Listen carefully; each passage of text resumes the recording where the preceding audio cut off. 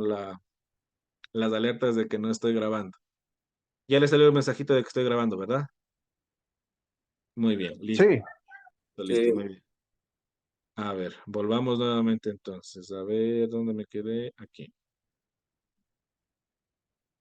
Oh, ya voy a ver. A ver, vamos a ver. Ah, ya, listo. ¿Qué hagan? Y ahí les vamos haciendo. Muy bien, listo. A ver, me quedé en aquí. Y esto tenía. Muy bien, listo. Entonces, miren, el proceso argumentativo es un proceso o sea, es un proceso social, ¿sí? Es un proceso que está ligado netamente a las condiciones sociales. Y les pongo un ejemplo. Yo, igual, este ejemplo les pongo siempre a mis estudiantes, ¿ya? ¿Qué pasa? El pasaje de bus está en 35 centavos, ¿no es cierto? Ya. ¿Qué pasa? ¿Cuál es tu trajín si vas a trabajo o te vas al colegio, universidad en medio de transporte público? Todos los días vas, te subes al bus, pagas 35 centavos, ¿no es cierto? Y esa es una cuestión netamente rutinaria de todos los días, ¿verdad? A lo sumo, por respeto al controlador y al señor que maneja el bus, le dirás buenos días, buenas tardes, gracias y se acabó, ¿ok? Pero, ¿qué sucede si el día de mañana vas, ¿no es cierto? Y te intentas, o sea, te subes al bus, vas a pagar y te dicen, hey, ya no cuesta 35 centavos. Hoy el pasaje de bus está costando $2. ¿Ah? ¿Cuál es la reacción que ustedes tienen? Ustedes dicen, ah, bueno, tome, le pago y se acabó y viajas, ¿no es cierto? Quizás no, o puede ser ciertas personas, pero en su gran mayoría, lo mínimo que van a hacer es que protestar, ¿no es cierto? ¿Por qué? Si costaba 35 centavos, porque ahora usted me quiere cobrar $2, ¿ya?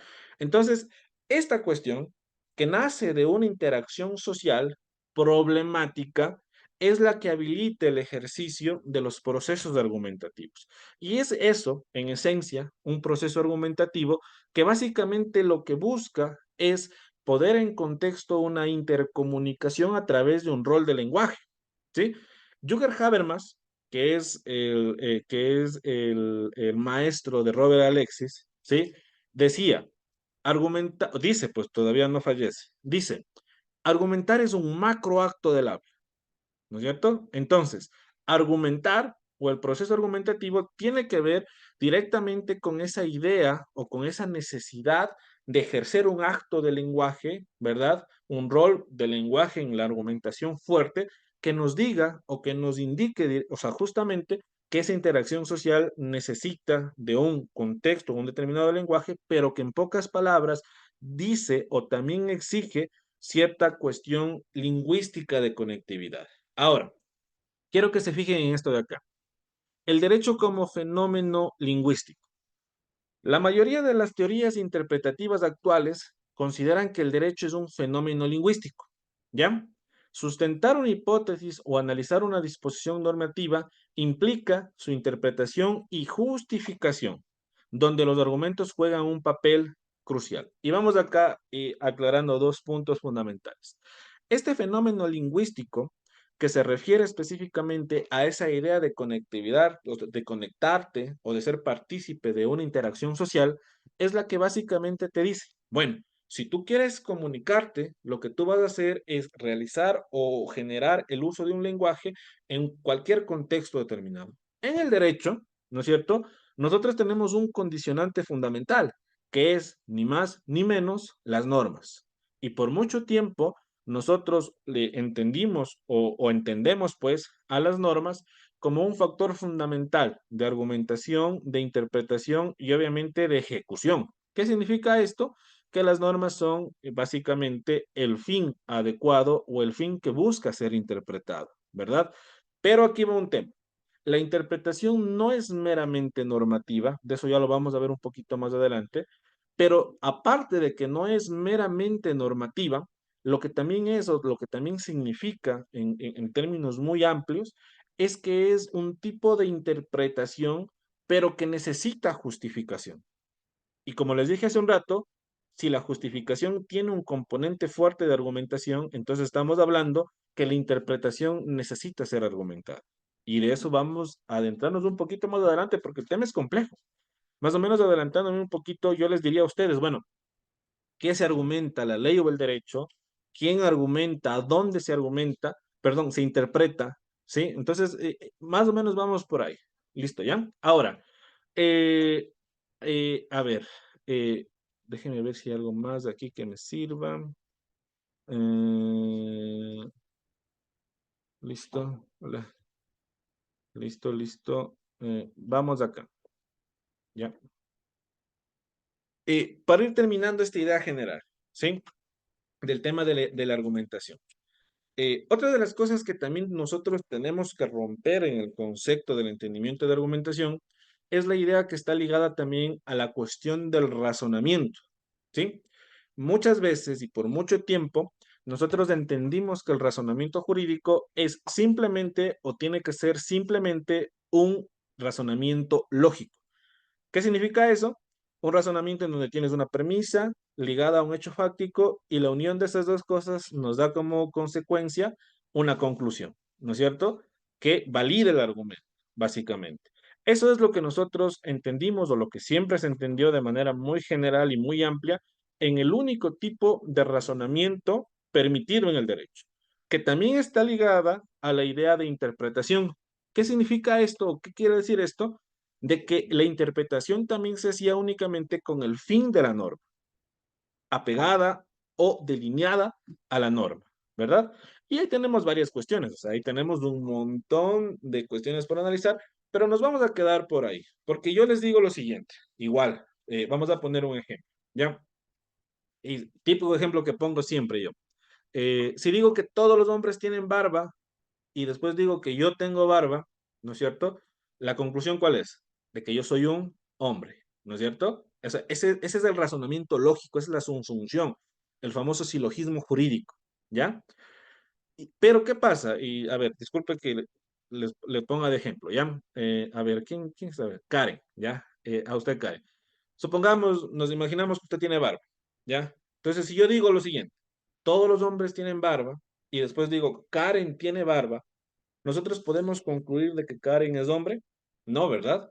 Pero si sigo todo el proceso del silogismo que me dice como regla estándar de razonamiento y aún así la conclusión puede ser errada o es errada, ese es uno de los grandes problemas de la lógica. Y eso es lo que hizo la argumentación. Eso es lo que hizo de facto las teorías de la argumentación, sean las teorías de los precursores o las teorías de estándar, en donde rompieron esta idea del monopolio del razonamiento lógico subjuntivo para otro tipo de necesidades, ¿verdad? Argumentales. Porque ¿qué es lo que sucede en el derecho? Que una idea de razonamiento jurídico estándar utilizando el silogismo es útil, sí, pero útil en casos fáciles, desde una concepción de Neil McCormick, ¿verdad? Pero en un caso difícil, que en el derecho hay más casos difíciles que casos fáciles, pues el razonamiento lógico es insuficiente. Pero aquí va una aclaración. Que sea insuficiente no significa que sea inútil. Es más, que el razonamiento lógico, la subsunción es la base de la argumentación, pero a raíz de eso nosotros necesitamos otras conexiones. Y más o menos las teorías estándar de la argumentación jurídica, en donde les podemos encasillar a teóricos como Neil McCormick, como Manuel Atienza, como el mismo Robert Alexis, te establecen, por ejemplo, ciertas necesidades o sea, diferentes al razonamiento lógico como una vía de razonamiento jurídico. Y se dice, entre otras cuestiones, que nosotros necesitamos una idea de una justificación externa de los postulados o de los argumentos. Robert Alexis habla de justificación interna y externa. Neil McCormick de casos fáciles, casos difíciles, Manuel Atienza de concepción formal y concepción material. ¿Sí? Pero básicamente son eso. ¿Y qué es el tema de justificación? Es que si yo establezco una idea, ¿verdad?, entre una concepción silogística de premisa, premisa, conclusión, yo ya no me voy a fijar en las premisas, sino en la veracidad de las inferencias, es decir, del paso de las premisas a la conclusión. Si yo digo, ¿verdad?, que todos los hombres tienen barba y después digo que Karen tiene barba, no puedo concluir así fríamente de que Karen es hombre. ¿Por qué? porque es probable que dentro del proceso justificativo se demuestre que Karen tenía pegada barba postiza, ¿sí? Una. O, por ejemplo, que Karen tiene la condición del cuerpo de mujer, o sea, ella es mujer, pero tiene un problema hormonal y ese problema hormonal no la convierte en hombre. Sí, sí, sí me hago entender, ¿no es cierto? Eso es la justificación externa o eso es la concepción material dentro de una idea general. Y eso es básicamente lo que se rompe. Entonces, si argumentar es convencer y buscar razones o admitir razones en pro de una tesis, esas razones se tienen que hacer desde una idea justificativa de esas de esa idea estructural del argumento. Y obviamente, ahí vamos entrando entre otras cuestiones un poco más complejas. Pero aquí les doy una cuestión adicional. Manuel Atienza habla también de la famosa argumentación pragmática. ¿Y qué es la argumentación pragmática? Es una argumentación en donde se utiliza palabras más, palabras menos, ¿sí? Argumentos retóricos y argumentos dialécticos. ¿Qué significa esto? De que adicional o aparte de la idea de la concepción, sea formal o sea material, se necesita también no alejarse de las realidades de composición social del proceso. Porque un proceso judicial no es que tú vas y te sientes y argumentas solo, sino que necesariamente o bien dentro de este contexto vas a tener un contrachoque de argumentos. Y ahí, en esta realidad, en donde se conectan y sobresalen intereses y donde sobresalen también la idea de ganar un proceso judicial, hay pues estrategias de argumentación y obviamente en este contexto la retórica y la dialéctica juegan un papel fundamental. Y también, sin meterme mucho, el tema de las famosas falacias o los famosos sofismas, que dicho sea de paso, en algún momento hemos de poder hablar también un poco más a profundidad de ese tema, porque el tema de las falacias es una cuestión hermosísima de estudiar, que de hecho es algo que yo creo que es la razón de ser o debería ser la razón de ser del estudio de la argumentación práctica del litigante. ¿Sí? En algún momento conversando con Manuel Atienza, él me supo indicar que saber argumentar más que saber, por ejemplo, los tipos de argumentos, que saber los tipos de teorías de la argumentación, consistiría en saber reconocer las falacias, ¿sí? O sea, es decir, que saber falacias es mucho más importante que argumentar, porque las falacias tienen ciertas composiciones un poco complejas, ¿no? Y de entrada les digo, o sea, hay dos, la silogística y la sofista y la paralogística, entre otras cuestiones más. Y ahí viene la complejidad de este tema de acá. Muy bien, a ver. Ah, listo, muy bien. Ahora, les quiero presentar lo que viene. ¿Hasta aquí tienen alguna pregunta, chicos? Colegas, ¿alguna duda, algo? ¿O estamos todo bien? Todo se está entendiendo. Muy bien. Siéntanse en la libertad de hacerme cualquier pregunta, ¿no? Si quieren que les aclare alguna cuestión o algo. Entonces, ahora vamos a tratar de introducirnos directamente ya a la idea central o a la idea general de lo que es la interpretación. Y vamos a ir haciendo una conectividad entre interpretación y argumentación jurídica, pero para ir viendo qué deberíamos entender o a dónde deberíamos llegar con esta idea de interpretación y argumentación constitucional. Y les voy a presentar lo que sigue, que está, si no me equivoco, aquí. Listo, muy bien. A ver. A ver, compartir, creo que es aquí. ¿Me confirman si estoy presentándoles esta imagen de aquí? ¿Sí? Listo, muy bien. Sí, Listo, muy bien. Listo, a ver, bueno. Vamos a ir haciendo un esbozo y un camino rápido, ¿sí? De estas cuestiones, de esto, porque yo creo que sí hay que ir definiendo ciertas cosas. Lo primero, antes de comenzar. Tanto el concepto de argumentación como el concepto de interpretación son conceptos ambiguos, ¿sí? O sea, hay una ambigüedad que gira en torno a esa palabra. Si yo me voy al diccionario de la Real Academia de la Lengua y me voy a la palabra argumentación, o sea, en el concepto, en la definición de eso me va a decir que es brindar de razones a una idea, a una hipótesis o a una tesis frente a un tercero. Básicamente eso me dice, ¿no es cierto?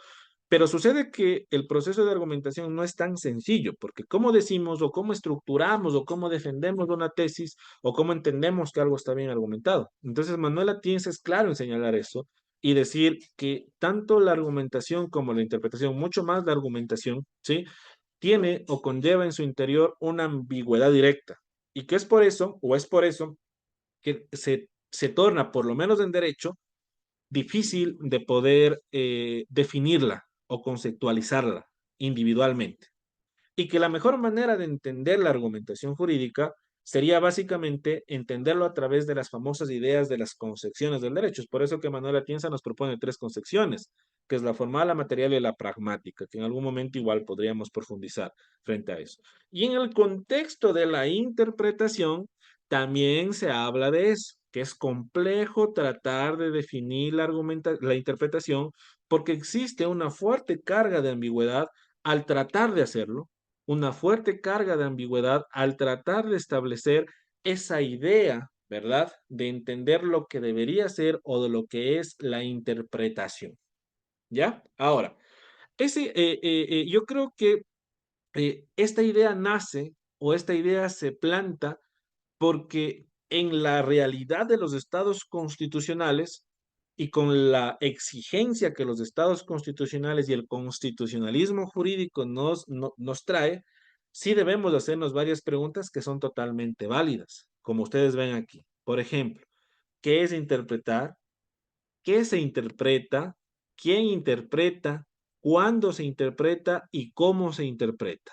La norma, el derecho, lo que sea, ¿verdad? Entonces, para ir contestando estas preguntas que son en realidad necesarias para entender, porque lo que vamos a hacer o por lo que se busca hacer es romper definitivamente con esa idea insana de que en el derecho únicamente se interpreta la norma, ¿verdad? O que la interpretación o que la norma es la única susceptible de interpretación, ¿verdad? Eso es algo que nosotros debemos romper. ¿Por qué? Porque las dinámicas estructurales del derecho actualmente son dinámicas que distan mucho de las exigencias y que nos ponen más preguntas que respuestas en realidad. Y ojo, nosotros nos hacemos estas preguntas, que de hecho, bueno, cabe aclarar, estas preguntas yo les he sacado del libro de Isabel Infante. Isabel Infante tiene un libro que habla de argumentación e interpretación constitucional, que es buenísimo. Yo les recomiendo que lo busquen y lo lean, porque es un libro que les abre la cabeza en el contexto de entender una manera diferente o salirnos del tópico de lo que nosotros entendemos como interpretación. ¿Ok? Ahora, cuando nosotros planteamos la pregunta, ¿qué es interpretar? Nosotros nos encontramos frente a dos formas de abordar esa pregunta, ¿ok?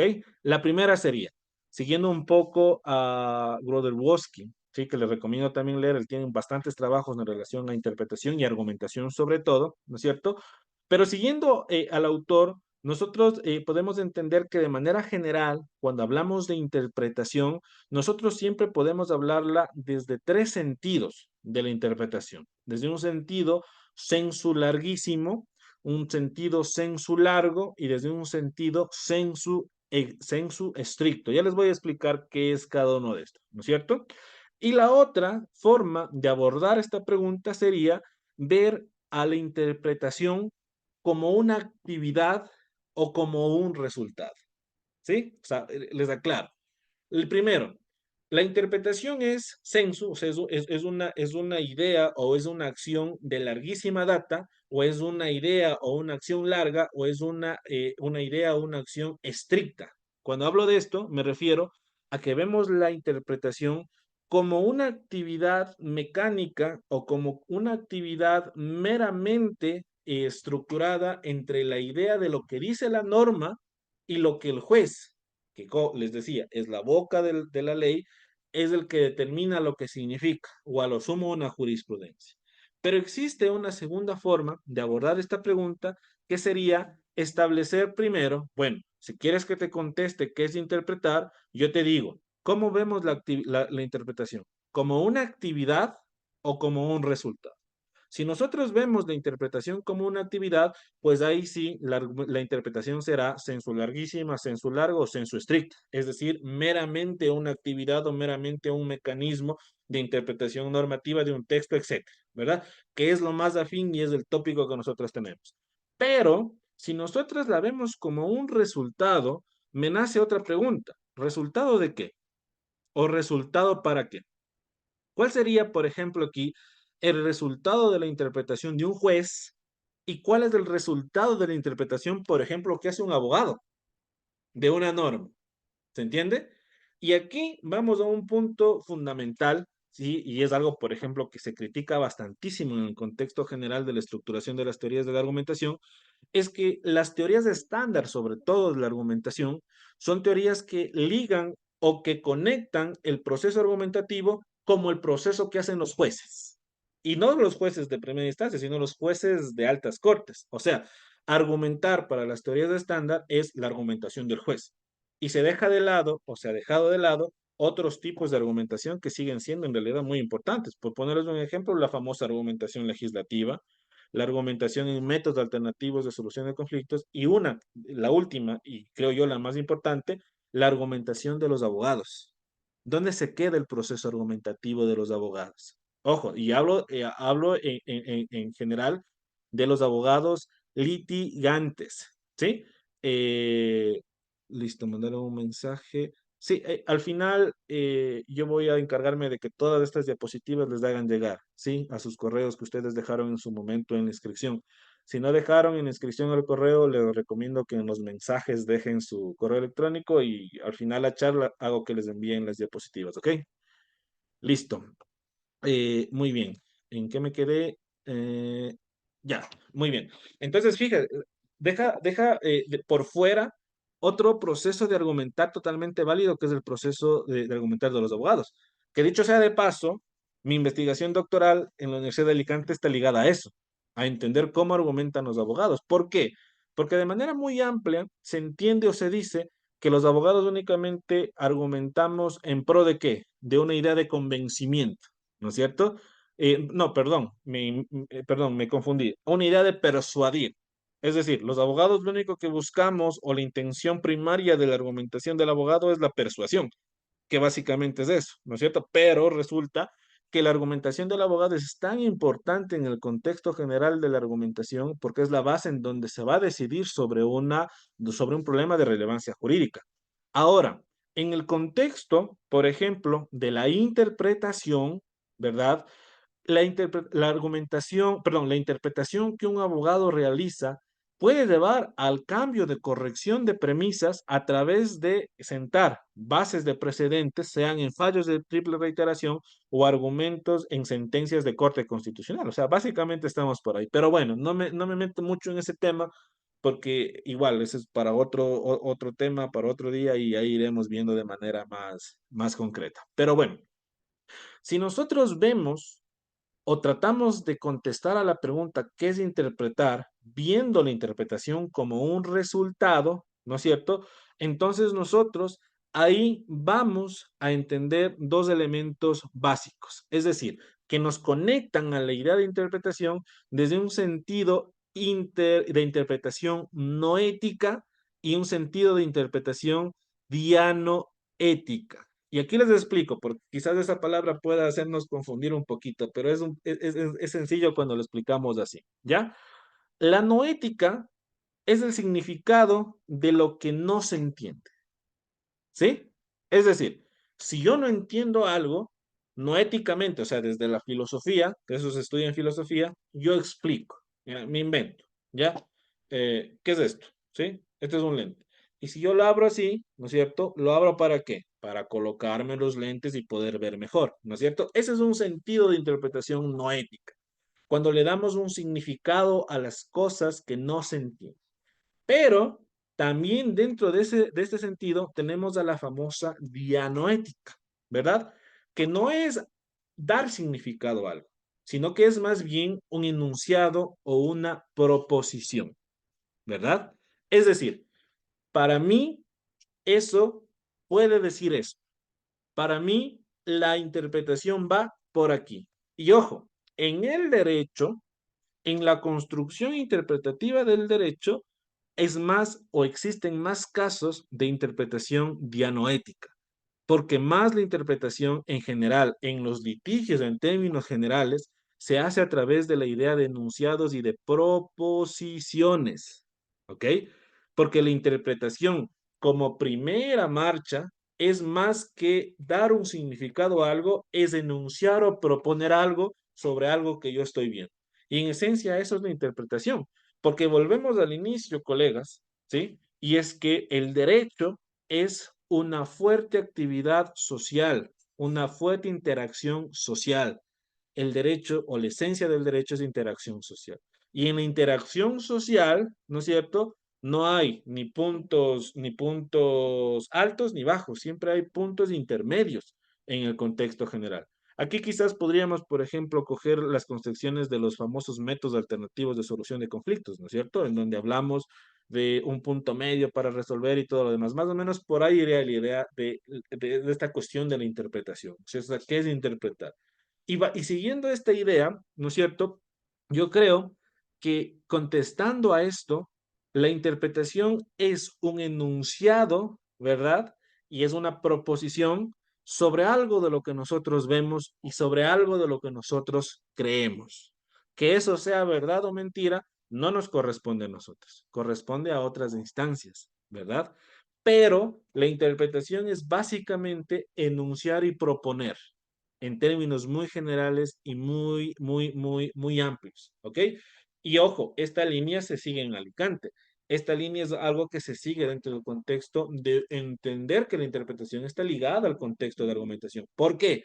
Porque cuando tú enuncias o cuando tú propones algo, lo propones argumentando, argumentas para proponer eso. Entonces, nos encontramos con el primer factor fundamental de entender que la interpretación, ¿no es cierto?, no está o no debe ir desligada del contexto general de la argumentación jurídica. Muy bien, hasta aquí me entendieron. ¿Dudas, preguntas?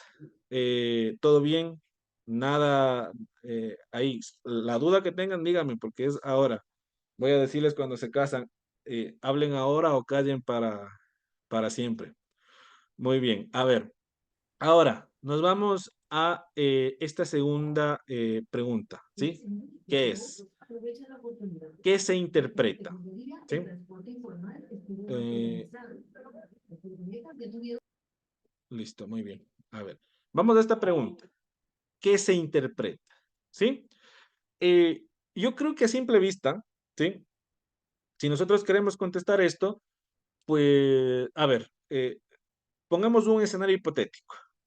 Si antes de comenzar la charla de este seminario del día de hoy, yo hubiese hecho una actividad previo a la ponencia y les hubiese puesto a ustedes una pregunta.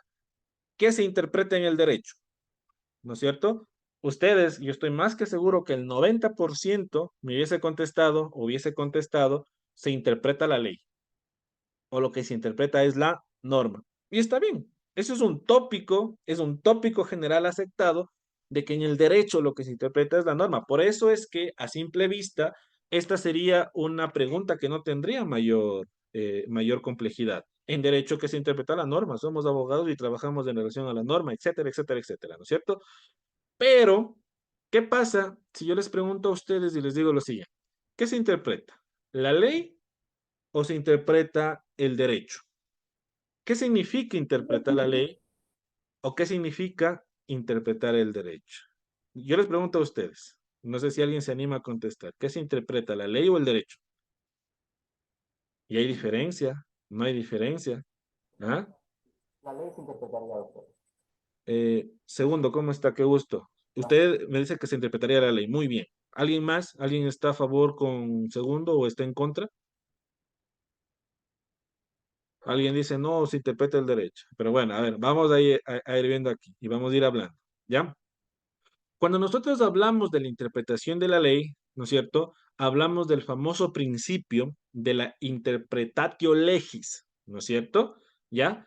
Es decir, ¿sí? Que es un segmento muy ligado a la idea del derecho romano y positivizado dentro del contexto del derecho o de la concepción del positivismo jurídico, en donde se busca dar el significado a documentos. Y cuando hablamos de documentos, hablamos de leyes, ¿no es cierto? Es decir, la ley es la que tiene que ser interpretada y la ley es la que tiene que ser obviamente estudiada para que pueda solventarse, ¿ok? Un poquito siguiendo a Santiago Nino, un gran filósofo argentino, él diría, ¿no? Se interpreta la ley, pero la interpretación de la ley nos radica algo que puede estar sobremedido a la mera interpretación de esa ley. Ya voy a explicar ese tema de ahí, porque justo lo que dice Santiago Nino se conecta a la idea de interpretación en el derecho que ya vamos a ver muy bien, ¿ok? Entonces, la interpretatio legis sería la interpretación de documentos, en este caso documentos normativos, y sería con un simple y único objetivo, que sería interpretar desde una visión no ética de dar una captación de significado a algo, ¿verdad? Y no nos vayamos muy lejos, ¿ya? ¿Qué pasa con el artículo 1 del Código Civil? Eso también, ¿no? Recuerdan ustedes que nos hacían aprender de memoria en el primer año de universidad.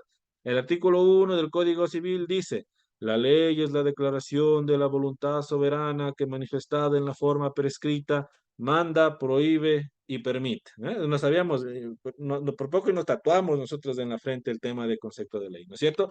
Y ese concepto, ligado a la interpretación de ley, a una idea normativa de coacción mandatoria, prohibitiva y permisiva, sería la que es susceptible de interpretación. ¿Ok? Entonces, aquí entramos en un conflicto. ¿Por qué? Porque la dinámica de los estados constitucionales ha puesto de medida que la interpretación de ley o la famosa interpretato legis es insuficiente. Y es tan insuficiente que se demuestra en un factor fundamental y es lo que les decía hace un rato. Ese fuerte abocamiento a las correcciones normativas que buscamos a través de jurisprudencia, que buscamos a través de precedentes. ¿Se dan cuenta? Y aquí, bueno, entrarían otras cosas más, ¿no? Desde la creación de la ley y todo, pero vamos específicamente al tema de interpretación, ¿no es cierto?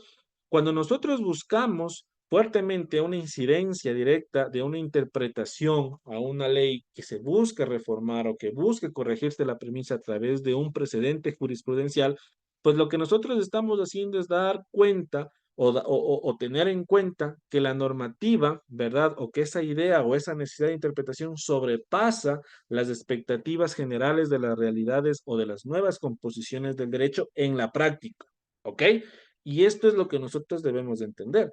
Ahora, ¿la interpretación de la ley por eso es insuficiente o no sirve? No. O sea, no estoy diciendo eso. Estoy diciendo que la interpretación de la ley o el famoso o la famosa interpretatio legis sirve o es necesaria en las composiciones actuales, pero termina siendo insuficiente para las realidades y el abocamiento real de esa idea de constitucionalización de los ordenamientos jurídicos, del derecho procesal en términos generales.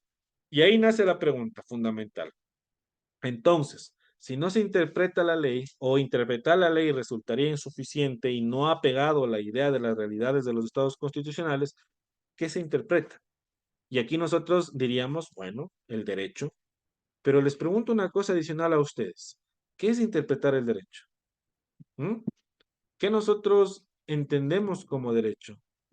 ¿Qué nosotros deberíamos entender como interpretar el derecho? ¿Mm?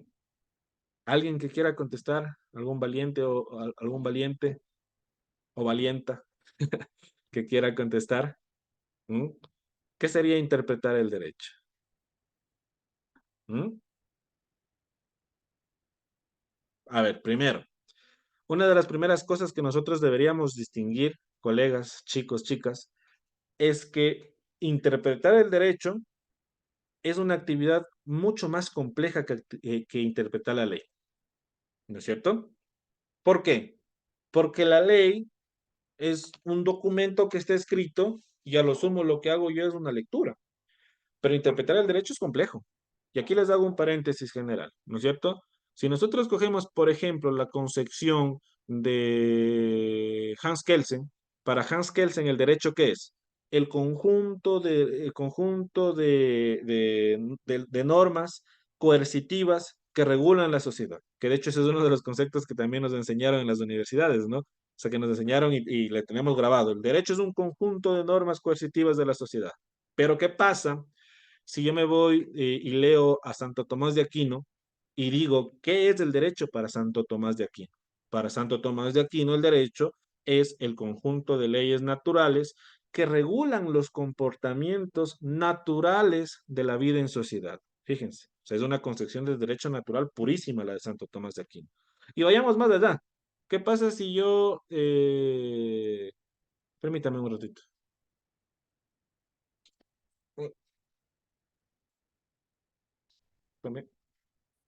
Ya. Y vámonos más allá. ¿Qué pasa si yo digo qué es el derecho para la teoría de la sociología política del derecho? Específicamente, ¿qué es el derecho para Karl Marx? ¿Sí? Para Marx, ¿el derecho qué es? El dominio de los poderosos sobre el proletario. ¿Ah? Entonces, fíjate, son tres posesiones diferentes de la idea de entender el derecho y las tres son válidas. ¿Mm? Las tres son válidas en realidad. En realidad, ya a estas alturas, a este año 2024, las tres ideologías o las tres visiones del derecho contempladas o sea, desde esas tres perspectivas, comprende básicamente lo que sería el Estado constitucional o el constitucionalismo jurídico, ¿verdad? En pocas palabras, si es que fueron un poco atentos. Pero bueno, de todas maneras, la interpretación del derecho es o termina siendo siempre una actividad mucho más compleja, ¿ya? Y esto es lo que nosotros conocemos como la famosa interpretatio juris, ya no interpretatio legis, sino interpretatio juris, ¿ok? Y corresponde a un concepto mucho más amplio que consiste, o mejor dicho, que no consiste en dar significado a una ley o un escrito o un documento, sino que consiste en realidad en ver el real alcance de la misma. ¿Mm? Fíjense, o sea, yo ya no busco dar un significado a un texto, a un documento normativo, sino que lo que quiero es ver el real alcance de esta en derechos, en protección de principios y todo lo demás. Les pongo un ejemplo clarísimo, ¿ok? A ver, ustedes se acuerdan de la famosa ley de ayuda humanitaria, ¿no? Que sacaron en plena pandemia el gobierno de Lenin Moreno. Que dicho sea de paso, que de ayuda humanitaria no tenía absolutamente nada, pero bueno, ese era el nombre, ayuda humanitaria. Entre uno de los artículos, creo, o de las disposiciones, no recuerdo muy bien, se establecía lo siguiente, ¿sí? Que todo el personal médico que trabajó en pandemia, ¿verdad? Tenía derecho a que se le conceda el famoso nombramiento definitivo en la institución del Estado. ¿Se acuerdan? ¿Ya? ¿Qué pasó? Ahí hubo un problema. Ahí hubo un problema en realidad de una laguna axiológica. Y algún rato les podría explicar esa cuestión.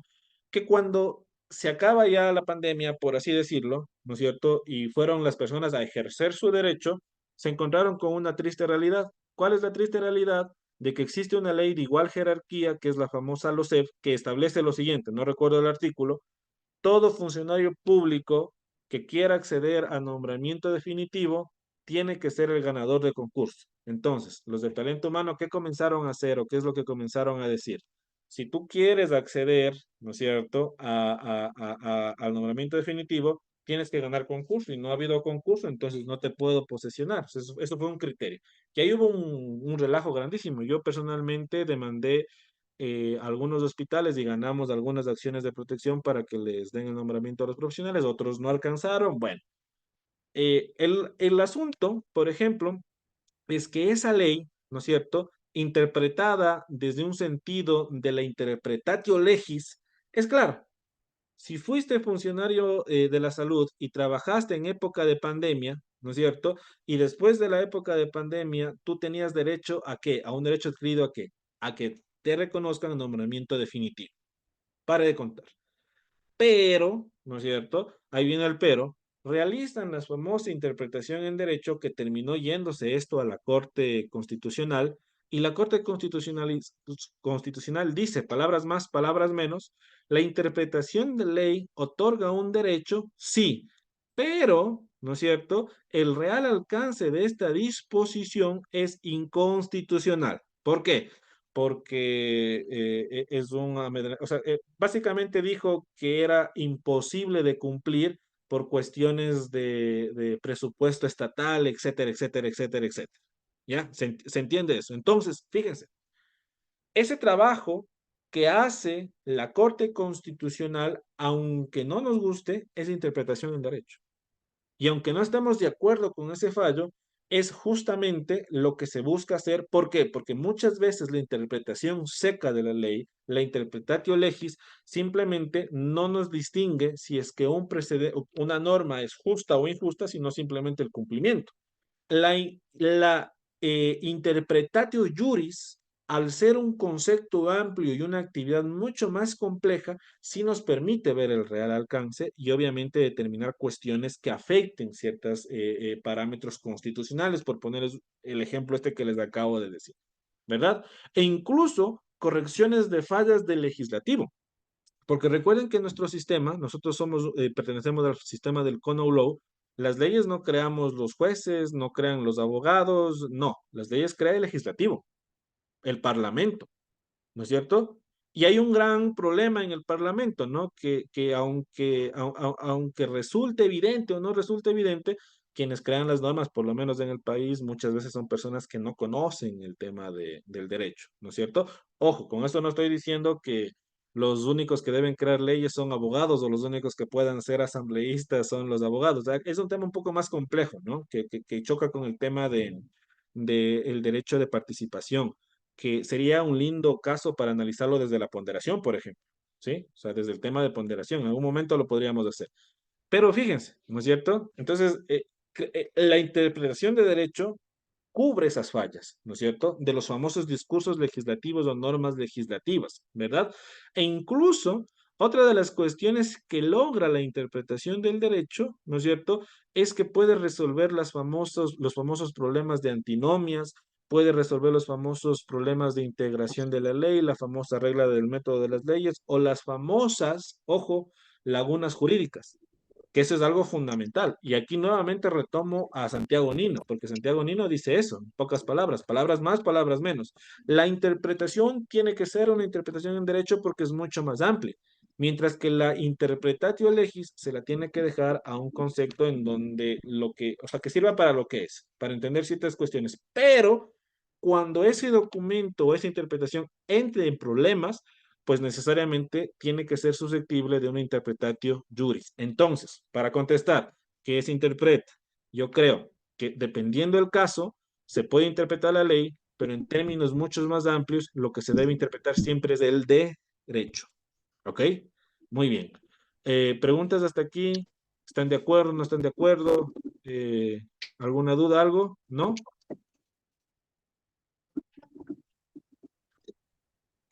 Muy bien. Por favor, ayúdenme con un micrófono que está prendido, que no le puedo apagar. A ver, creo que no. Listo, muy bien. Perfecto. Ahora, vamos a otra pregunta, ¿ya? Y es también interesante. Primero, ¿quién interpreta? ¿Ah? ¿Interpreta solo el juez? ¿Interpreta el fiscal? ¿No es cierto?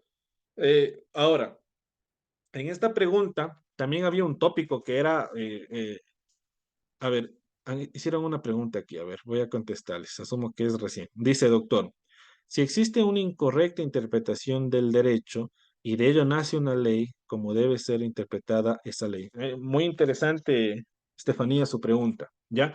Aquí entramos a las reglas de validez de las normas, ¿sí?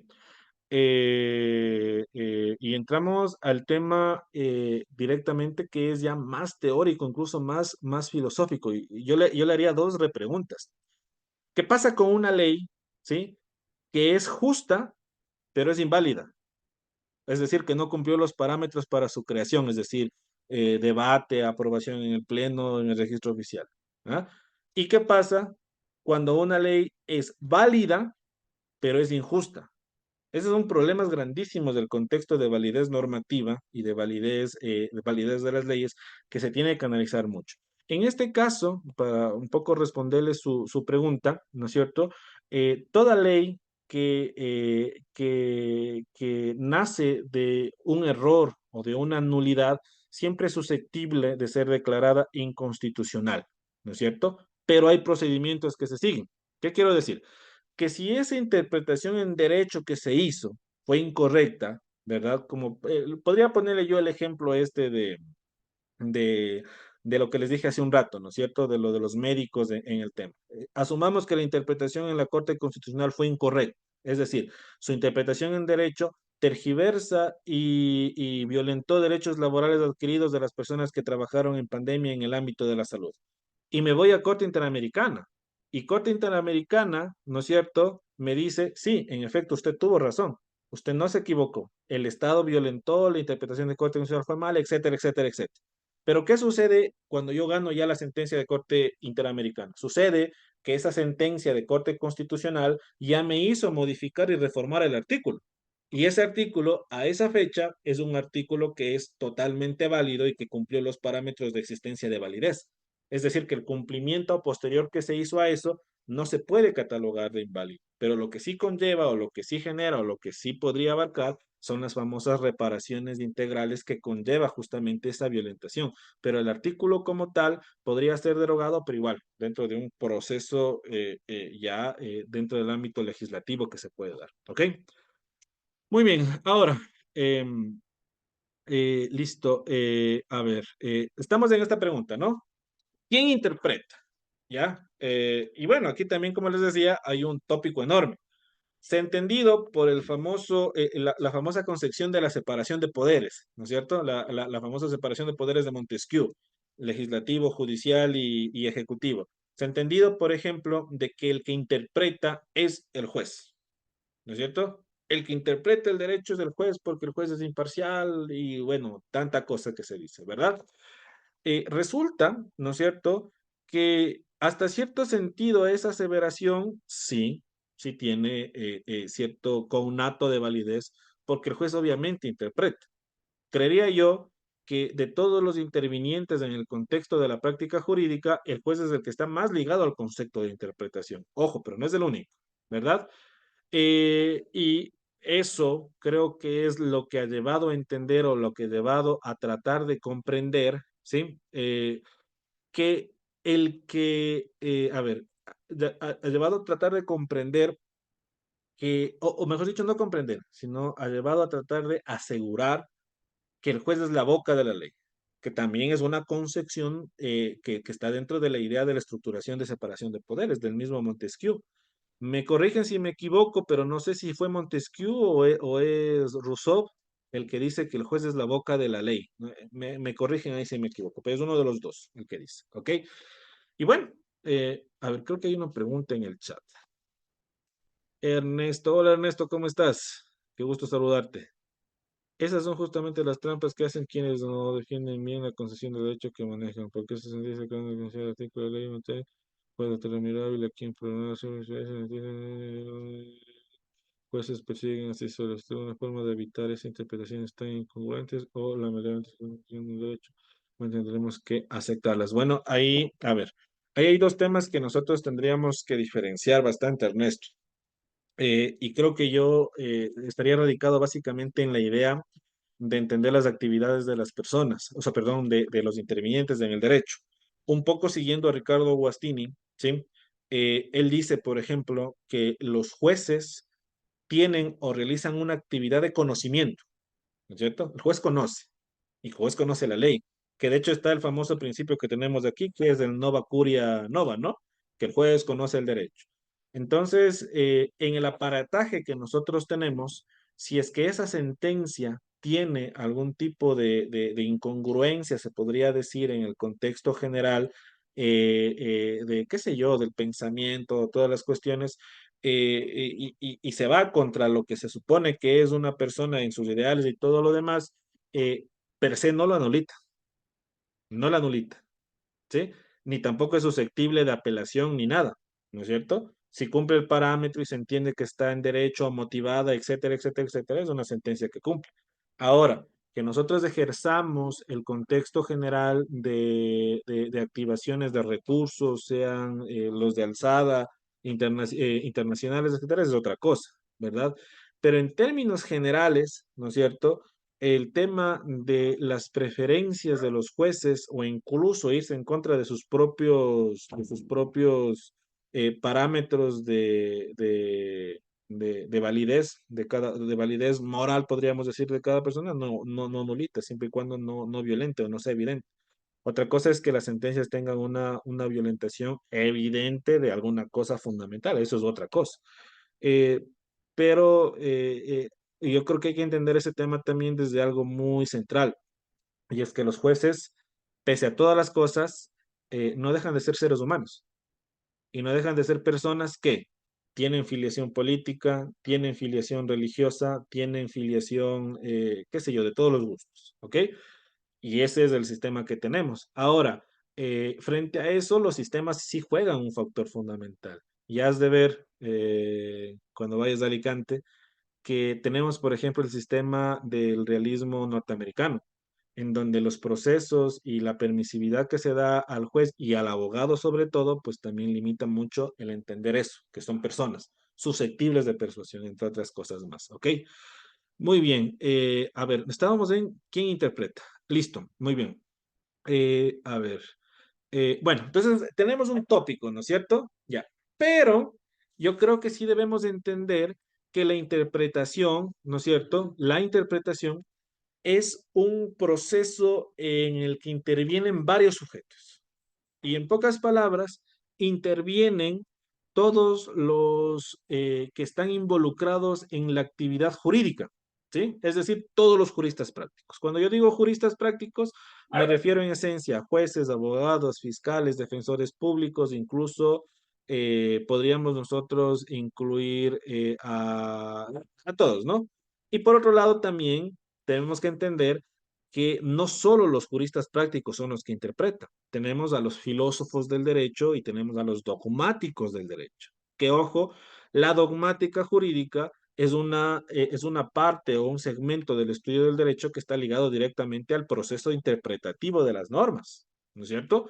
Porque los tratados dogmáticos en derecho civil, en derecho penal, son tratados que nacen del análisis de las normas, ¿verdad? Entonces es algo que está intrínseco, pero, ¿no es cierto?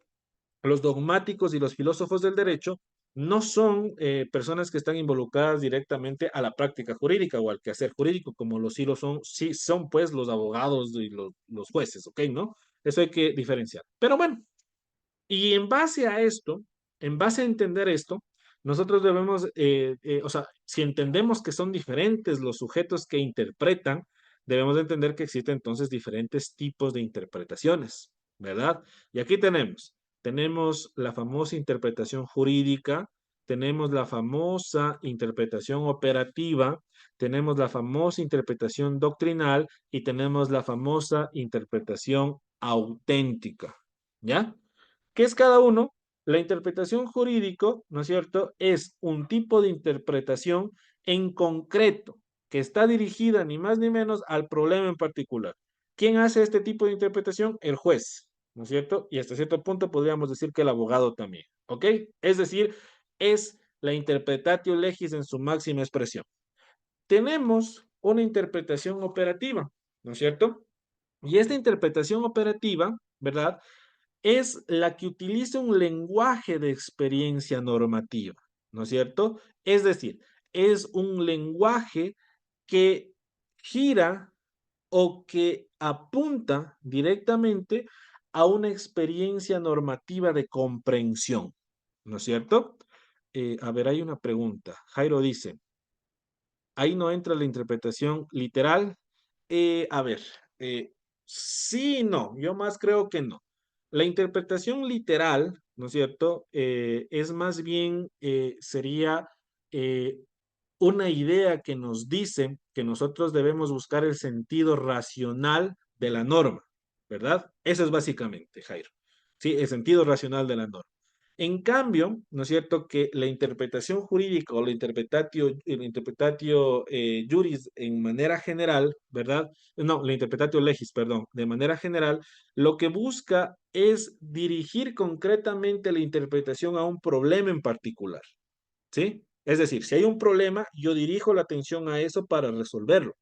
En cambio que la interpretación literal es una concepción que se entiende como el entendimiento racional o directo de lo que la norma dice. Por ejemplo, ¿ya? Si es que nosotros tenemos una norma que nos dice que el matrimonio es un contrato más o menos solemne, ¿no es cierto? Que está contemplada en el Código Civil. La interpretación literal de eso, ¿cuál es? Que si te casas, entras a un contrato o firmas un contrato más o menos solemne que se conoce como la famosa sociedad conyugal, ¿no es cierto? ¿Ya? Pero ¿qué pasa si es que yo digo que hay otro artículo, por ejemplo, en el COIP que dice que quien comercia, no, yo soy malo para grabarme los artículos de memoria, ¿no? Pero que dice, quien comercializa, distribuye sustancias estupefacientes, será sancionado con XXXX, ¿no es cierto? Ya. ¿Qué pasa si yo interpreto literalmente eso y a mí me encuentran con, qué sé yo, 10 gramos de marihuana? ¿Ya? ¿Qué pasa? Según la interpretación literal, ¿no es cierto? Yo tengo que irme preso los años que me tocan. Pero ¿qué pasa, no es cierto? Si yo consumo o tenía esa cantidad de marihuana porque tengo, qué sé yo, problemas de cáncer a la cabeza o algún tema, y eso me relaja y es como un paliativo para mi dolor.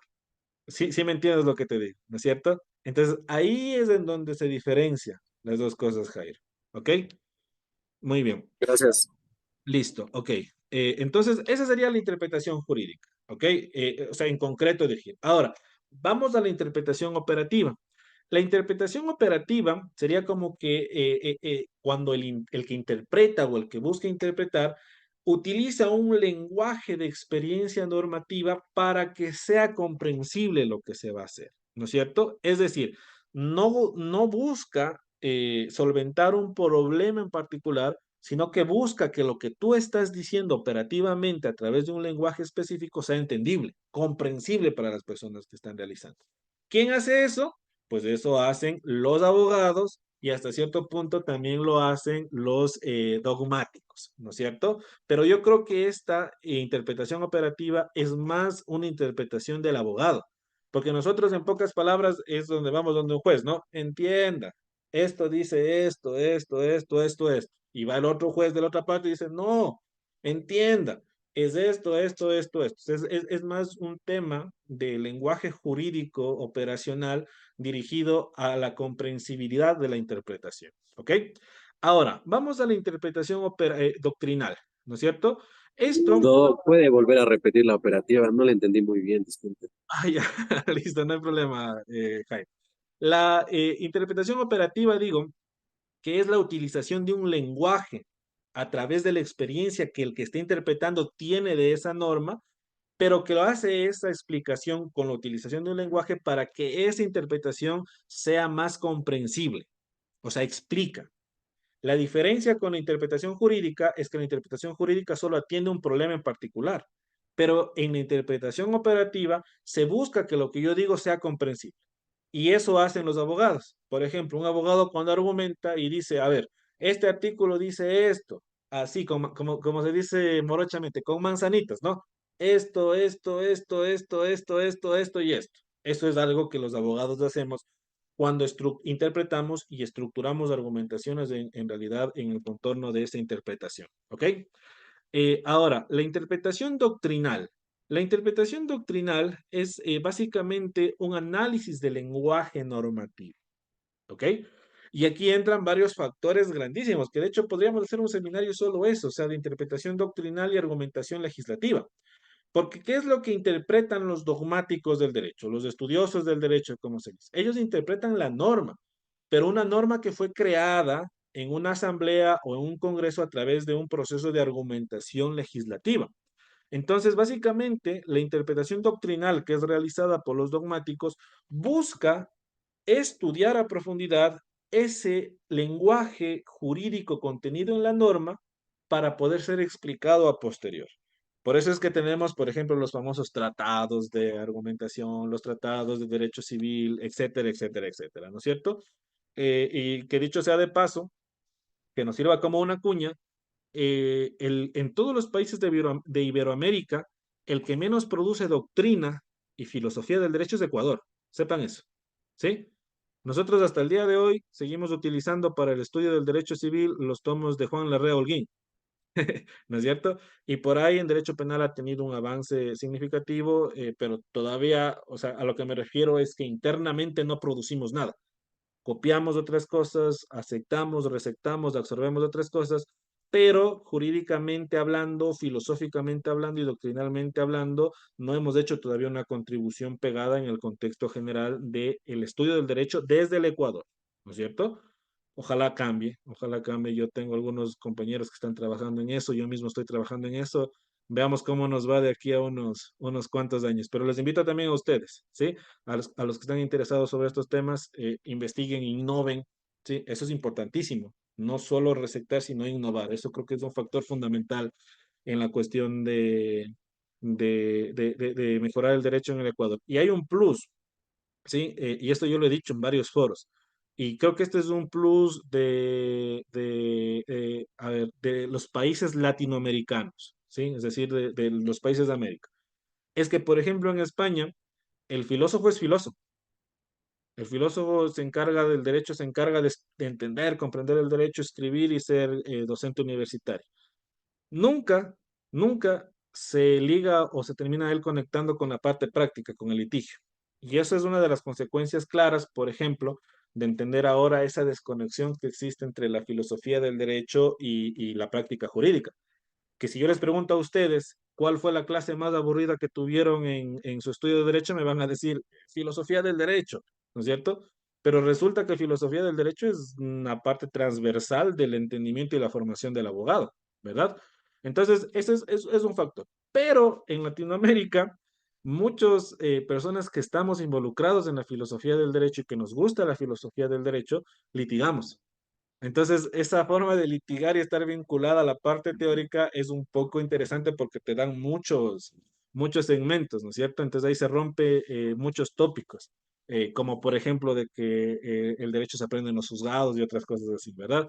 Pero por ahí se va, así que les invito a que hagan eso, ¿ok? Ahora, y nos vamos a la última interpretación, que es la famosa interpretación auténtica, ¿sí? Ojo, esta interpretación auténtica es la que se entiende que es emitida por los órganos encargados de juzgar con efectos generales, aplicables, ojo, al legislador, ¿verdad? ¿Qué quiere decir esto? Que el que interpreta auténticamente la norma no es ni el juez, ni el abogado, ni el doctrinario, sino el legislador, porque él, previo a aprobar esa ley o aprobar esa norma, la discutió y auténticamente le dio el sentido general de que ese artículo quiere o busca tal o que esta norma quiere o busca tal. Les pongo un ejemplo clarito, ¿ya? En el artículo 100 del COA, que es el Código Orgánico Administrativo, se establece, me corrige si me equivoco, se establece los requisitos de validez de los actos administrativos. Y entre esos actos administrativos pone otras cosas, pero al último pone motivación. O sea, un acto administrativo que no esté motivado se entiende que es nulo. Y eso fue obviamente una revelación en el concepto de lo que antes decía la ERJAFE, ¿no? La modificación que hubo. Entonces, fíjense, ¿cuál es la interpretación auténtica que hizo el legislador en ese artículo para incluir la motivación como un elemento fundamental de validez de los actos administrativos? ¿Mm? Pues simplemente que estaba consciente de que estamos en un Estado constitucional de derechos y en un Estado constitucional de derechos la motivación juega un factor fundamental. Esa sería la interpretación auténtica, la que hace el legislador. ¿Ok? Muy bien. A ver, listo. ¿Están aburridos o no? Si no, ya para ir terminando. Si no están aburridos, nos vamos un poquito más nada más, ¿ok? A ver, vamos a la otra pregunta. ¿Cuándo se interpreta? ¿Sí? O sea, ¿cuándo nosotros debemos entender que se interpreta? ¿Ok? En este punto, o para esta pregunta, lo que nosotros debemos, lo que tenemos pues que visualizar es que en todo tipo de proceso argumentativo se va a realizar siempre desde dos puntos de vista. ¿Qué quiero decir con esto? Que cuando interpretamos nosotros, lo hacemos indistintamente desde dos aristas diferentes. Y son la interpretación en concreto y la famosa interpretación en abstracto. ¿no es cierto? ¿Qué es lo que hay que diferenciar? ¿Qué quiero que se entienda antes de explicar esto? Que esta interpretación en concreto y en abstracto se conecta a la pregunta de quién interpreta, ¿sí? Interpreta el juez, el abogado, el legislador, pero ellos pueden en cualquiera de ese tipo de interpretación hacer ese proceso o esa acción en concreto o en abstracto. Así de simple. ¿Qué es la interpretación en concreto? ¿No es cierto? Es cuando nosotros establecemos, por ejemplo, que el supuesto de hecho F cae en el campo de aplicación de la disposición D. Si se dan cuenta, una interpretación concreta, lógica, si es que cabe el término, ¿no es cierto? Esto se realiza siempre a la luz de las circunstancias de cada caso y concretamente se establece una vía de solución simple. Si el artículo me dice esto, si el artículo me dice C, entonces D. ¿Se entiende? ¿No es cierto? Y esto obviamente está dirigida a los hechos que están conlindantes a ese tipo de interpretación concreta. Es decir, concretamente se supone, se realiza supuestos en base a hechos que nos dan como idea una conclusión de fácil aplicabilidad. ¿Ok? Ahora, ¿no es cierto? Cuando nosotros hablamos de interpretación en abstracto, ¿no es cierto? Es cuando nosotros tratamos de dar un significado a algo. Aquí ya no hablamos concretamente, ¿no es cierto? Sino que damos o tratamos de dar un significado. Por ejemplo, yo digo, D significa N como presupuesto, ¿no es cierto? Entonces, este tipo de argumentación no me habilita la realización lógica o la consecuencia lógica de algo a través de una interpretación, sino que, como les decía hace un rato, lo que hace o lo que nos intenta hacer es proponer un enunciado, ¿no es cierto? O un posible significado de algo, ¿ya? Y está orientado básicamente a los textos jurídicos para el derecho, ¿no es cierto? Y aquí hay una cosa que se debe entender. Se clasifican los casos dependiendo de cada una de estas cuestiones. Entonces, en la pregunta, ¿cuándo se interpreta? Se interpreta en casos que sean en concreto, pero también se interpreta en casos que sean en abstracto. Es decir, el que interpreta puede utilizar indistintamente en sus funciones cualquiera de estos dos tipos de ideas de interpretación. ¿Ok? Muy bien. No hay preguntas.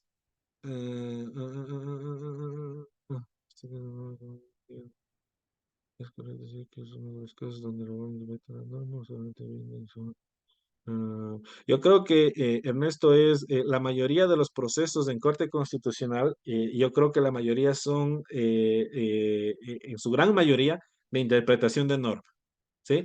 Se hace una interpretación de la norma, como les decía hace un momento, se interpreta dentro de un contexto o dentro de un concepto explicativo, ¿no es cierto? Operativo, de operación de explicación, ¿no es cierto? Ciertas cuestiones. Y ahí, bueno, se pueden ir ligando unas cosas, pero aparte de eso, no te olvides, Ernesto, que la interpretación no solo es normativa, sino también es interpretación en derecho. Eh, tengo un perrito nuevo que está llorón. Eh,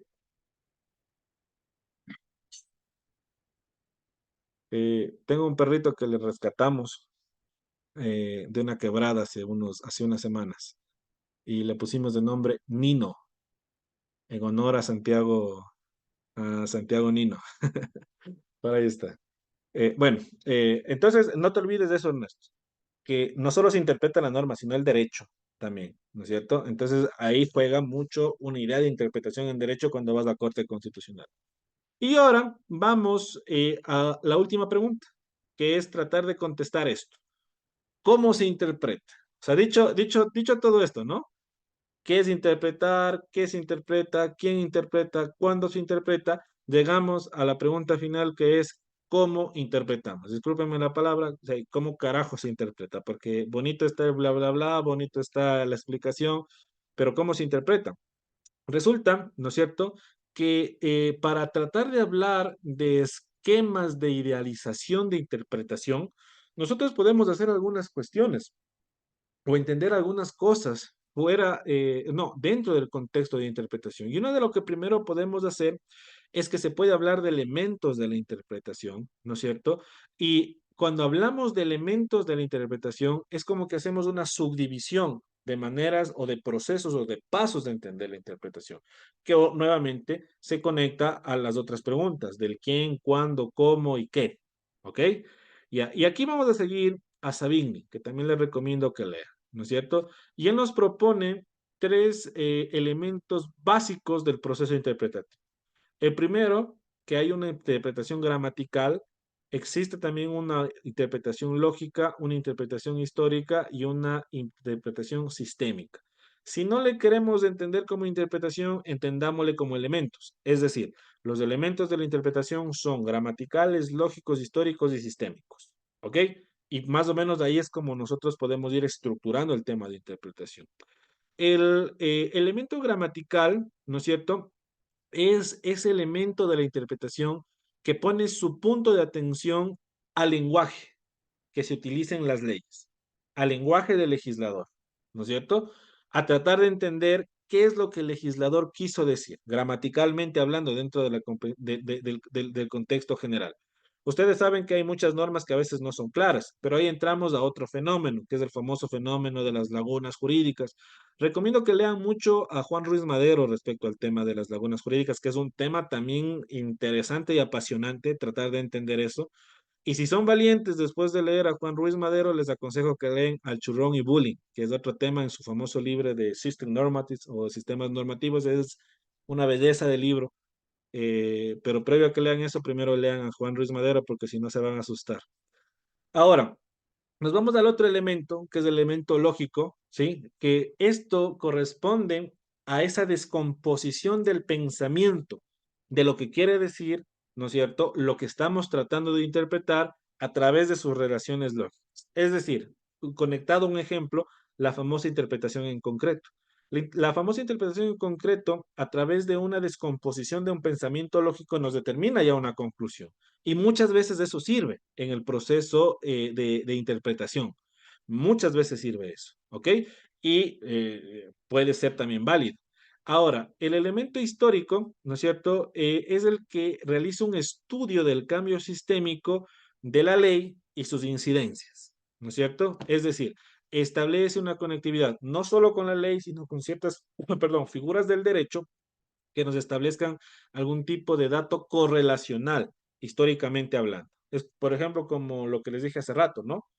El COA establece como elemento de validez del acto administrativo la motivación y del JAFE no, ¿no es cierto? Entonces, ahí hay como que un parámetro de valideces que queremos darle fundamento, sustento a algo. Y por último, tenemos el elemento sistemático, ¿no es cierto? Que básicamente esto es un lazo muy íntimo de los elementos de la interpretación con el derecho. O sea, el proceso o elemento sistémico es el que nos permite conectar la idea de interpretación normativa a la idea de interpretaciones del derecho, ¿no es cierto? Y ojo, ¿no es cierto? Aquí nace lo que nosotros deberíamos entender como una corriente que nace del pospositivismo, que son los famosos argumentos interpretativos. Esto es, ¿no es cierto? Y esto es lo que termina conectando con la idea de que interpretación y argumentación son unidas y se juntan y son válidas en el contexto general de la interpretación constitucional. No sé si me entendieron, ¿no es cierto? Los argumentos interpretativos es básicamente esto. O sea, todo lo que acabamos de ver nos da la idea o aplana la cancha de que la interpretación no debe ser entendida por sí sola, sino que debe ser entendida conjuntamente con el proceso argumentativo. ¿Ok? Muy bien. A ver, listo. ¿Están aburridos o quieren que termine esta parte de acá o ya quieren irse a descansar? Para ver cómo nos... hay un mensaje. Nada, siga nomás, Doc. Listo. A ver, Estefanía me pone, la mayoría de interpretaciones de los jueces son en abstracto y erróneas, sobre todo en garantías jurisdiccionales. Sí, bastante. Hay un problema bien grande en el tema de las garantías jurisdiccionales, la justicia constitucional. Eh, Interesante lo que se planteó previo a la consulta popular. Yo, por ejemplo, yo siempre estuve en contra de la creación de los juzgados especializados, pero ya estamos a un paso de eso, ¿no? Yo creo que ya mismo han de comenzar con los concursos para ese tema. Pero creo que el error que se corre mucho en las garantías jurisdiccionales es la poca o nula preparación de los jueces en esos temas, ¿no es cierto? Y es algo, por ejemplo, que versa mucho por el tema de que los jueces no entienden lo que les expliqué al inicio de la charla, esa constitucionalización de las materias, de las ramas del derecho. Entonces, jueces civiles sí o sí necesitan saber argumentación, perdón, derecho constitucional. Y aquí les doy un tip. Si usted quiere ser un buen juez o quiere ser un buen abogado, usted necesita lo siguiente. Primero, especializarse en la rama que usted quiera, ¿no es cierto? Después de eso, especializarse en derecho constitucional. Después de eso, especializarse en derecho, en argumentación jurídica y posterior a eso, en razonamiento probatorio. Un abogado litigante o un juez debe conocer toda esa rama. Ah, perdón, y me olvidaba de algo importante. Conocer también temas de filosofía del derecho. Con eso usted puede, pero olvídese, todo lo que usted quiera, ¿sí? Eh, listo. Muy bien, a ver, iPhone de Pilar, sí, los genes de protección, sí. Ese tema podríamos hablarle muy, muy fuerte, ¿no? Esa, la famosa desnaturalización de las garantías jurisdiccionales, que es uno de los argumentos que se utilizó para que gane la propuesta de la creación de juzgados en materia constitucional, ¿no es cierto? Pero creo que es un error grandísimo porque el sistema actual como teníamos, por lo menos que era una cuestión que suplía las falencias de un sistema que tenemos, pero totalmente tergiversado y corrupto también, ¿no? Cabe decir eso, pero que no solvente el problema general. O sea, es como que digan lo siguiente, a ver, si yo uso muletas, ¿no es cierto? Y obviamente con las muletas no puedo caminar bien, estoy incómodo caminando, en vez de que me arreglen la pierna, lo que me hacen es comprarme una silla de ruedas. No sé si me hago entender. Eso es la creación de los juzgados especializados en materia constitucional. No arregla el factor fundamental. ¿Por qué la mayoría de las personas recurren a las medidas cautelares? Porque hay un sistema judicial que falla, que es el famoso contencioso administrativo. Porque contencioso administrativo es el que tiene que resolver los problemas que muchas personas por sed de justicia terminan yéndose a las garantías jurisdiccionales. Una, y aún así es susceptible de que pueda corregirse. ¿Por qué? Porque si se entiende lo que dice, por ejemplo, Juan Ruiz Madero en su libro de los ilícitos atípicos, es una cuestión simplemente de entender qué es el fraude a la ley y el abuso del derecho. Si se entiende lo que es el abuso del derecho, se puede también sancionar a abogados que dolosamente hayan activado garantías jurisdiccionales cuando no corresponden, etcétera, etcétera, etcétera. Es un montón de cosas adicionales a eso. Pero bueno, no me meto mucho en ese tema porque eh, no es motivo del día de hoy de la charla. Y bueno, a ver, como que para hablarles un poquito rápido de esto, y les dejo ahí como que una pincita, porque déjenme decirles que de esto y mucho más vamos a hablar en un diplomado que comenzamos este viernes. Estamos haciendo un diplomado de formación para futuros jueces constitucionales y al final les voy a poner la publicidad. Y es un diplomado que va a tener 5 módulos y vamos a tener clases 5 o 6 fines de semana entre viernes y sábado. Súper completo en Derecho Constitucional y Garantías Constitucionales, Justicia Constitucional. Todo eso se va a profundizar más en ese diplomado. Ya después les indico esos particulares, ¿ok? Pero como que para que se queden con un poquito con la pica, voy a tratar de explicarles de este tema porque es muy interesante, ¿sí? Cuando hablamos de todo esto, y cuando concluimos de que debemos entender argumentos interpretativos, ¿verdad? Nos nace la idea de lo que dice McCormick, lo que dice Robert Alexis y lo que dice Manuel Atienz. Estos tres autores son autores que están catalogados dentro de este pensamiento filosófico de lo que se conoce como el famoso postpositivismo, ¿sí? Personalmente, yo soy adecto a esa corriente de pensamiento del derecho, yo me considero un postpositivista y de hecho defiendo y escribo conforme a ese tema y creo que están en lo adecuado, ¿no? O sea, creo que su idea es válida en ese contexto y creo que se merece ser analizada como que a profundidad, ¿verdad? Eh, y así rapidísimo, ¿no? Y McCormick, por ejemplo, te habla de tipos de argumentos interpretativos, es el primero que te habla de eso, ¿no es cierto? Robert Alexis te habla, por ejemplo, de los cánones argumentativos Y cuando habla de cánones argumentativos, intrínsecamente habla también de una forma de interpretación. Y Manuel Atienza, ¿no es cierto?, es el que plantea un poco más apegado a esta idea una forma distintiva de abordar esos cánones interpretativos y esos argumentos interpretativos, pero desde 5 puntos de vista, ¿verdad? McCormick te habla de argumentos lingüísticos, argumentos sistemáticos, de argumentos teológicos o deontológicos, que es muy interesante introducirse en eso. Robert Alexis te habla de los argumentos semánticos, genéticos, históricos, comparativos, sistémicos, teológicos, y Manuel Atienza te habla de una interpretación argumentativa, pero desde un sentido de racionalidad lingüística, desde racionalidad jurídico-formal, desde racionalidad pragmática, racionalidad teológica y racionalidad práctica. ¿Qué quiere decir esto? Que los argumentos interpretativos, más que cualquier otra cosa, es una actividad de racionalidad, de pensamiento. ¿No es cierto? Y es interesantísimo, súper interesante en realidad. Entonces, como les digo, o sea, todo esto, o sea, todo esto que les he hablado, y tiene un compendio, o sea, tiene una relación directa, ¿sí? Con nuestras realidades sociales en derecho, ¿sí? Y aparte de eso, mejoran mucho nuestra actividad, sea como juez, sea como abogado, etcétera. O sea, es fundamental entender. Y como conclusión, lo que yo les puedo decir a ustedes, compañeros, es que el entendimiento de la argumentación y la interpretación constitucional está ligada dentro de 3 puntos fundamentales. El primero, una comprensión directa de lo que es el constitucionalismo contemporáneo, con ese fenómeno de constitucionalización de las ramas del derecho y del derecho práctico, ¿no es cierto?, o del derecho procesal. También tiene que ir ligado a la idea de entender una interpretación no solo de la norma, sino que se interpreta y en gran medida una interpretación del derecho, que es en donde se mueve hoy por hoy la idea de interpretación.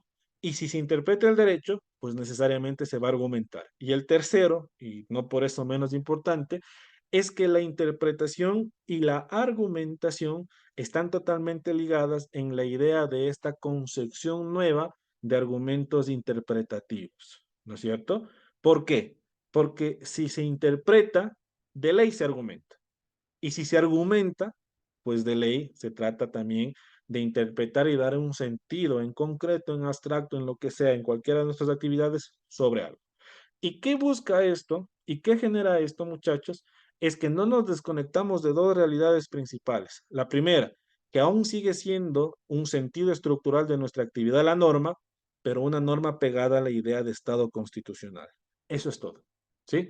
Así que yo espero, en realidad, haber aportado mucho el día de hoy, obviamente con las limitaciones, ¿no? No se sabe siempre todo, pero en realidad yo espero, o sea, en realidad yo espero bastante que lo que les dije el día de hoy les haya servido bastante y más que cualquier otra cosa que les haya plantado dudas, más que certezas que yo les haya implantado dudas, con eso yo me siento contento porque van a ir a buscar, van a ir a leer y pues bueno, van a avivar esta chispita para que puedan ustedes un poquito también introducirse en esto. Y ojo, entiendan, aprendan, estudien argumentación. Eso es fundamental, es súper fundamental.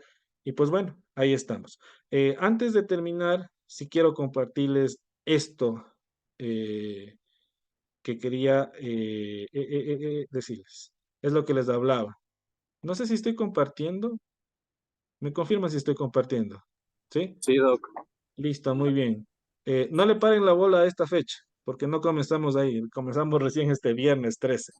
Pero este es un diplomado que nosotros estamos ofertando en la Academia de Derecho y Argumentación, que es un diplomado en formación para futuros jueces constitucionales. ¿Sí? Es un diplomado, como les digo, que tiene 5 módulos, van a ser clases en 5 fines de semana, clases viernes y sábado, y que es súper interesante. Ya les voy a presentar los docentes, son docentes de primera. Y aquí, en este diplomado, voy a ser yo profesor, van a estar otros colegas y vamos a profundizar en lo que les dije hoy, en muchas cosas más, en lo que es la justicia constitucional, garantías jurisdiccionales, cómo se debe entender la elaboración de acciones de protección, cuando hay abuso de derecho en acciones de presión. Es completo, es súper completo. Y les Doc, ¿las recomiendo, clases van a ser en vivo o en línea? Disculpe. son en vivo, ¿sí?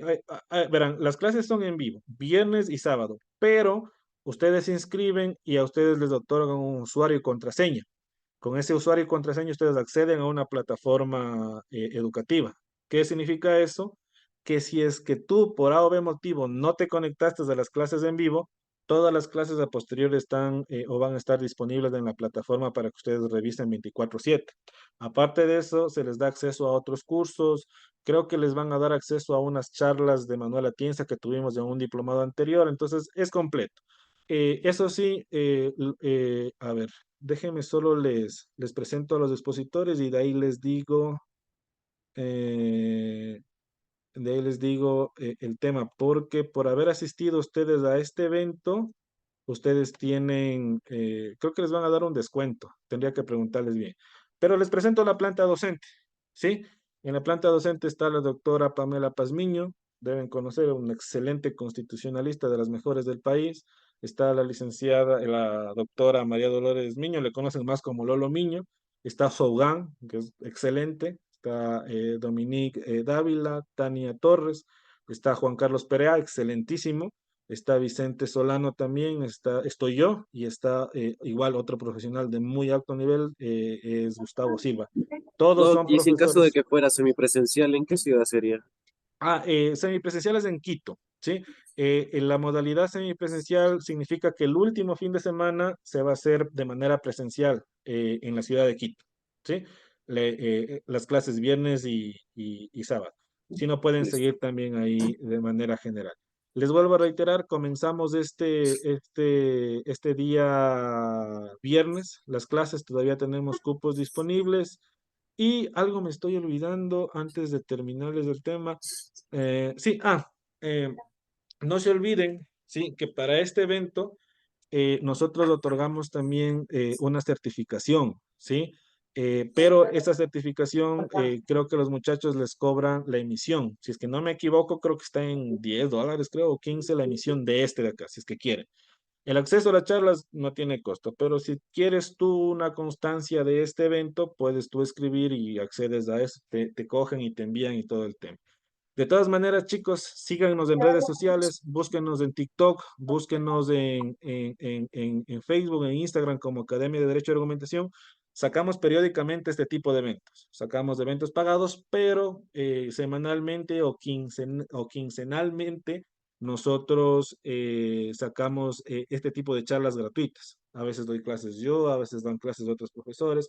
El tema es que buscamos democratizar y sobre todo abrir los espacios para que ustedes accedan a este tipo de capacitaciones que son buenas en realidad y sobre todo que nos ayudan a un poquito aclarar las ideas, ¿no?